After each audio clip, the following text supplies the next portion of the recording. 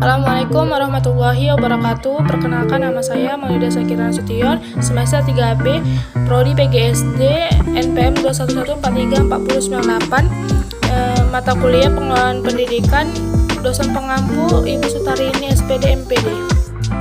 Judulnya tentang pengelolaan peserta didik, pengertian peserta didik dan pengelolaan peserta didik. Yang pertama, pengertian peserta didik.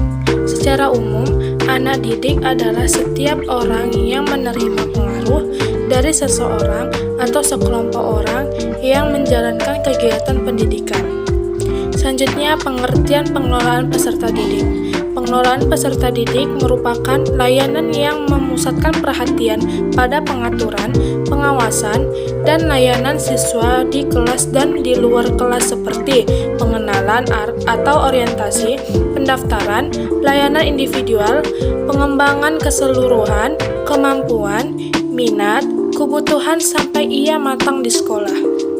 Selanjutnya tentang tujuan dan fungsi pengelolaan peserta didik. Tujuan umum pengelolaan peserta didik menurut Sudrajat tahun 2010 adalah mengatur kegiatan-kegiatan peserta didik agar kegiatan-kegiatan tersebut menunjang proses pembelajaran di lembaga pendidikan atau sekolah. Lebih lanjut, proses pembelajaran di lembaga tersebut dapat berjalan lancar, tertib dan teratur, sehingga dapat memberikan kontribusi bagi pencapaian tujuan sekolah dan tujuan pendidikan secara keseluruhan. Fungsi pengelolaan peserta didik adalah sebagai wahana bagi peserta didik untuk mengembangkan diri seoptimal mungkin, baik yang berkenaan dengan segi-segi individual, segi sosial, aspirasi, kebutuhan, dan segi-segi potensi peserta didik lainnya. Berikutnya, ada beberapa tahapan dalam pengelolaan peserta didik, yaitu yang pertama, analisis kebutuhan peserta didik.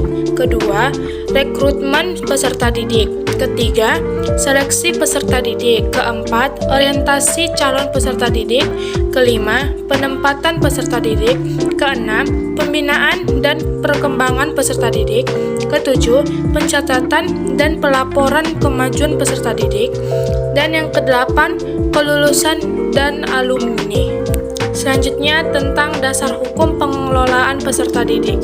Yang pertama, Undang-Undang Dasar tahun 1945 alinea keempat yang mengamatkan mencerdaskan kehidupan bangsa.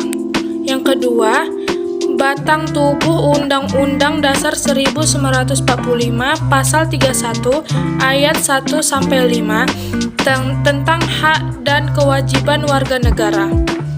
Ketiga, Undang-Undang Nomor 20 Tahun 2003 tentang Sistem Pendidikan Nasional. Selanjutnya tentang peran guru dalam pengelolaan peserta didik. Ada beberapa hal yang perlu diperhatikan dalam pengelolaan peserta didik di sekolah sebagai berikut. Yang pertama, kehadiran peserta didik dan masalah-masalahnya. Yang kedua, penerimaan, orientasi, klarifikasi, dan petunjuk bagi peserta didik baru tentang kelas dan program studi. Ketiga, evaluasi dan pelaporan kemajuan peserta didik. Keempat, program bagi peserta didik yang mempunyai kelainan seperti pengajaran perbaikan dan pengajaran luar biasa. Yang kelima, pengendalian disiplin peserta didik. Keenam, program bimbingan dan konseling. Ketujuh, program kesehatan dan pengaman.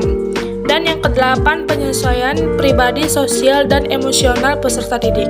Sekian penjelasan saya. Assalamualaikum warahmatullahi wabarakatuh.